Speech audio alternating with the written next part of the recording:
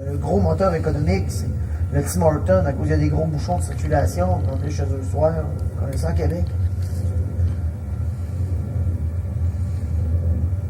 Donc, dans ce coin-là, il y avait une petite famille. Puis, tu sais, il y avait une petite famille qui avait eu un enfant, un bébé. Puis, tu sais comment c'est quand t'as des bébés? Je sais pas s'il y en a qui ont des bébés. Parmi vous autres, le monde qui ont des bébés sont partis.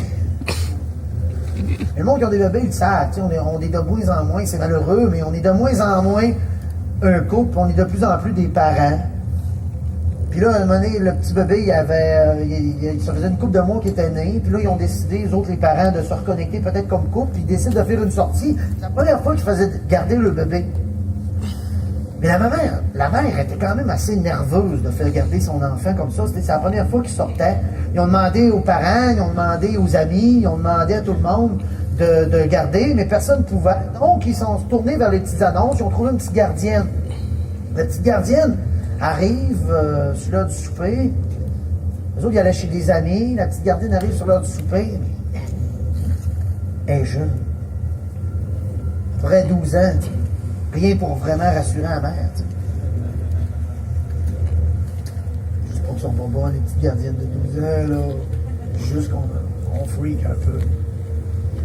Rien pour vraiment rassurer la mère. Fait que là, chose normale, tu sais, ils font faire ils se présentent, la petite fille essaie de les rassurer, puis là, ils les amènent dans la cuisine, puis dans la cuisine, ils donnent les règlements. Ils montrent ce sont les chips, ils montrent comment fonctionne la télécommande, ils demandent comment elle charge. Tout va bien, et puis il donne les règles.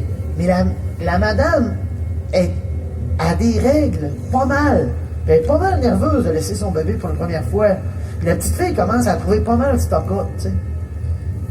Et c'est surtout qu'il y a une règle qu'elle trouve particulièrement absurde, c'est faut pas qu'elle touche à sa collection de poupées.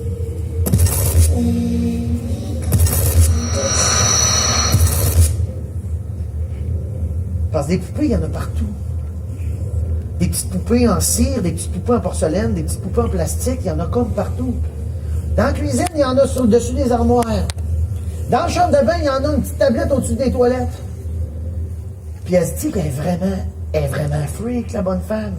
Elle réussit quand même à convaincre la famille qu'elle peut faire la job. De toute façon, le petit garçon, lui, ou la petite fille, dort au 2e étage. Et puis, ça va être probablement une soirée facile avec le bébé, lui, de toute façon, il dort, puis hein?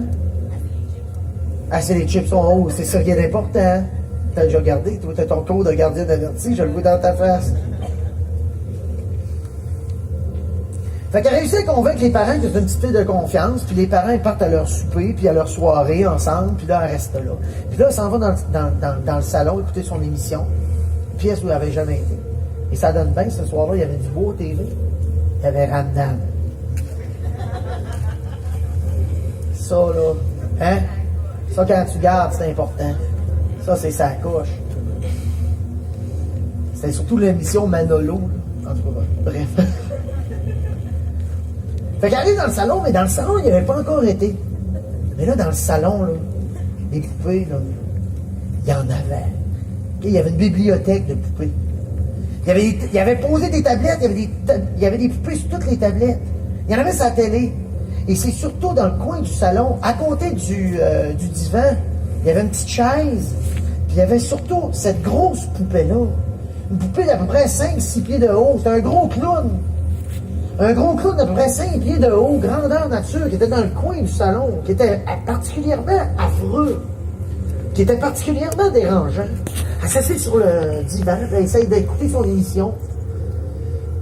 Puis là, ce gros clown-là est dans le coin, puis il a l'impression qu'il observe. Ah, ça fatigue, elle a de la difficulté à se concentrer. Hey, je sais même pas, à un moment donné, elle a l'impression qu'elle voit cligner des yeux. C'est vraiment tannant. À un moment donné, ça sonne. Elle décroche. C'est le père qui demande si tout va bien. Si le bébé s'est réveillé, si tout est correct. Elle a trouvé le chip. Tout est correct pour elle, mais elle dit, j'aurais juste quelque chose à vous dire tant qu'à vous avoir au bout de la ligne. Tu sais, le gros clown qui est à côté du lit, du divan, est-ce que je pourrais, je sais pas, moi, le tourner, y mettre une couverte dessus, parce qu'il est vraiment intimidant. Et le mari est très, très, très strict. Et tu connais, ouais, ma blonde, elle veut pas que tu touches à sa collection de poupées. Il y en a qui c'est des poupées familiales, il y en a qui c'est des poupées fragiles, il y en a qui sont passées de génération en génération, il y en a des rares. Regarde, il y a rien qu'une loi. Respecte-la, loi. Touche pas aux poupées à ma blonde, c'est tout. Elle raccroche, puis elle continue, puis ma mère a quasiment l'impression qu'il a bougé, tu sais. Elle se tasse du divan, elle se tasse le plus loin possible de lui. Mais ça fatigue de plus en plus. Près de 10 minutes plus tard, encore une fois, elle entend. Elle décroche. Mais cette fois-ci, c'est encore le père, mais cette fois-ci, absolument rien pour la rassurer. Il a le souffle haletant. Il semble stressé. Il dit, est-ce que tu es dans le salon? Est-ce que tu as le bébé près de toi? Elle dit non, elle dit, il est en haut. Il dit, va prendre le bébé. Cours chez la voisine la plus proche. Tu m'entends? Dépêche-toi. Cours chez la voisine la plus proche. S'il te plaît, dépêche-toi. Elle dit, qu'est-ce qu'il y a? Il dit, j'ai pas le temps. Prends le bébé. Sauve-toi le plus rapidement possible, s'il te plaît. Elle se tourne. Le gros clown n'est plus sur sa chaise. Elle monte en haut, elle entend des pas au 2e étage se diriger vers la chambre du bébé. Elle arrive en haut, et puis tout ce qu'elle voit, c'est le clown tourner la chambre du bébé. Elle n'ose pas s'approcher, quand tout à coup, elle entend en bas la porte ouvrir, et par chance, c'est la police qui arrive. La police arrive, et puis ils réussissent à sauver tout le monde, mais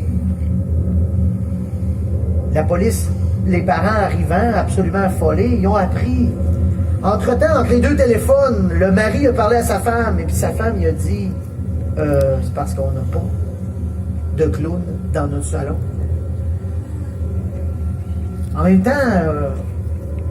aux nouvelles, il y avait un évadé, il y avait quelqu'un qui courait au quartier, un kidnappeur d'enfants, qui aimait ça se déguiser en clown. Vous savez, ce soir, c'est l'Halloween. Il peut se passer toutes sortes de choses. Il peut même y avoir toutes sortes de créatures étranges qui sont peut-être même parmi vous autres. Des créatures qui sont parmi vous autres, puis vous ne savez peut-être même pas, qui sont peut-être même plus proches que vous le pensez. Fait qu'en cette soirée d'Halloween, j'aimerais ça que vous soyez quand même assez prudent, parce que vous ne savez pas sur qui vous pouvez tomber.